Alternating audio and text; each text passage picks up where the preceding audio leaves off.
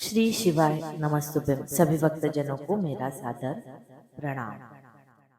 आज के वीडियो में हम कन्या पूजन के बारे में विस्तार से जानेंगे।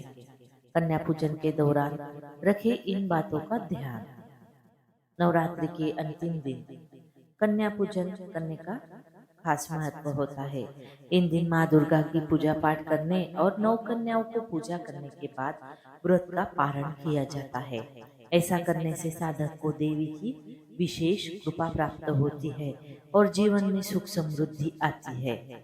इस बार नवरात्रि का आरंभ 22 सितंबर से हुआ है और तृतीया तिथि 2 दिन होने के कारण अष्टमी 30 सितंबर और नवमी 1 अक्टूबर को पड़ रही है। कुछ लोग अष्टमी के दिन नवरात्रि का पारण करते हैं और कुछ लोग नवमी के दिन। यही कारण है कि नवरात्रि के अंतिम 2 दिन बहुत विशेष होते हैं। ऐसे में जानते हैं विस्तार से कन्या पूजन की विधि। आमतौर पर नवरात्रि की अष्टमी और नवमी तिथि के दिन साधक कन्याओं को भोग लगाकर व्रत का पारण करते हैं।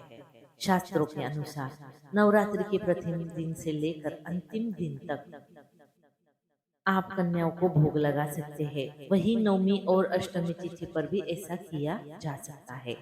अगर आपको 9 कन्याएं न मिल पाए तो 3, 5, 7 कन्याओं को भी भोजन करा सकते हैं।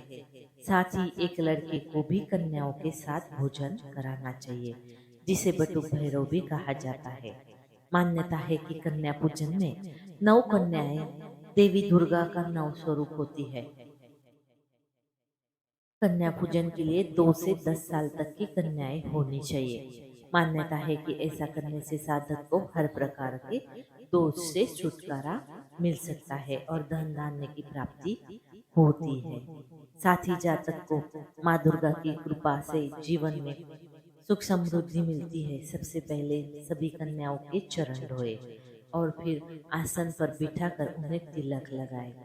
साथ ही अपने घर में भोजन भी जरूर कराए। कन्या पूजन में कन्याओं को उपहार में आप लाल वस्त्र दे सकते हैं। यह रंग माँ दुर्गा को बेहद प्रसन्न प्रिय है। ऐसे में इस रंग का इस्तेमाल करने से शुभ फल की प्राप्ति होती है। वस्त्र के अलावा आप लाल रंग की चुनरी भी उन्हें दे सकते हैं। साथ ही एक फल भी उपहार के तौर पर जरूर दें। इसके लिए केला, अनार, सेब आदि लिया जा सकता है। ऐसा करने से माँ दुर्गा की कृपा आप पर बनी रहेगी। नवरात्रि पूजन के बाद कन्याओं को श्रृंगार की सामग्री भी देनी चाहिए। इसमें लाल चूड़िया, बिंदी, नेल पेंट, लिपस्टिक आदि शामिल है। कन्याओं को श्रृंगार का सामान देने से सीधा माता रानी को अर्पित माना जाता है। मान्यता है कि कन्याओं को जीरा या चावल भी कपड़े में बांधकर देने चाहिए। ऐसा करने से घर में सुख समृद्धि बनी रहती है। अष्टमी तिथि और नवमी तिथि पर सुबह से लेकर शाम तक कन्या पूजन किया जा सकता है, लेकिन शास्त्रों के अनुसार दिन के पहले भाग में यानी दोपहर के 12 बजे से पहले कन्याओं को भोजन कराना सबसे शुभ माना जाता है। अब जानते हैं कुछ जरूरी चीजें जो कि कन्या पूजन में ध्यान रखना बहुत महत्वपूर्ण है। 1. कन्याओं को पहले से ही बुला लेना चाहिए। अष्टमी को कन्या पूजन कर रहे हैं तो सप्तमी को ही कन्याओं को बुलाएं। 2. कन्याओं की उम्र 2 से 10 की उम्र के बीच ही होनी चाहिए और इनकी संख्या 9 होनी चाहिए। ये 9 कन्याएं माँ दुर्गा के स्वरूप मानी जाती है। उनके साथ एक बालक को भी आमंत्रित करें। वह बालक बटुक भैरव का रूप माना जाता है। नंबर 3. शक्तिपीठ की सुरक्षा के लिए महादेव ने एक एक भैरव रखा हुआ है, इसलिए देवी के साथ इनकी भी पूजा की जाती है। शक्तिपीठ की पूजा के बाद अगर भैरव के दर्शन नहीं किए तो माता के दर्शन अधूरे माने जाते हैं।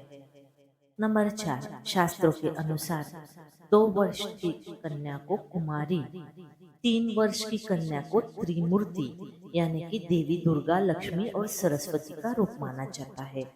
4 वर्ष की कन्या को कल्याणी, 5 वर्ष की कन्या को रोहिणी, 6 वर्ष की कन्या को कालिका, 7 वर्ष की कन्या को चंडिका, 8 वर्ष की कन्या को शांभवी, 9 वर्ष की कन्या को देवी दुर्गा और 10 वर्ष की कन्या को सुभद्रा कहा जाता है।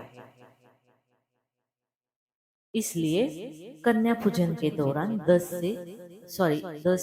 से 10 साल की उम्र की कुमारिकाओं को ही बुलाए। नंबर 5, कन्या पूजन के समय हर कन्या अव्यक्त ऊर्जा का प्रतीक मानी जाती है और सभी 9 कन्याओं के होने से यह सक्रिय हो जाती है। इनकी पूजा से माँ दुर्गा का घर में आगमन होता है। नंबर 6, कन्या पूजन से पहले पूरे घर को साफ कर लेना चाहिए। नंबर 7, कन्या पूजन के दिन कन्याओं को सीधे भोजन के लिए नहीं बिठाना चाहिए। नंबर 8, कन्या पूजन की शुरुआत कन्याओं के स्वागत से करें। उनके पैर धोकर उन्हें आसन पर बिठाए, माथे पर लाल कुमकुम लगाए। नंबर 9, कन्याओं को पूड़ी, काले चने, नारियल और हलवे का भोग लगाए। कन्याओं को उपहार दे। नंबर 10, कन्या पूजन में कन्याओं को हलवा, चना के साथ पूरी, खीर, सब्जी आदि चीजें सामर्थ्य के अनुसार ही परोसे। नंबर 11, इस बात का ध्यान रखिए कि कन्याओं और बटुक भैरव को जबरदस्ती भोजन ना कराएं।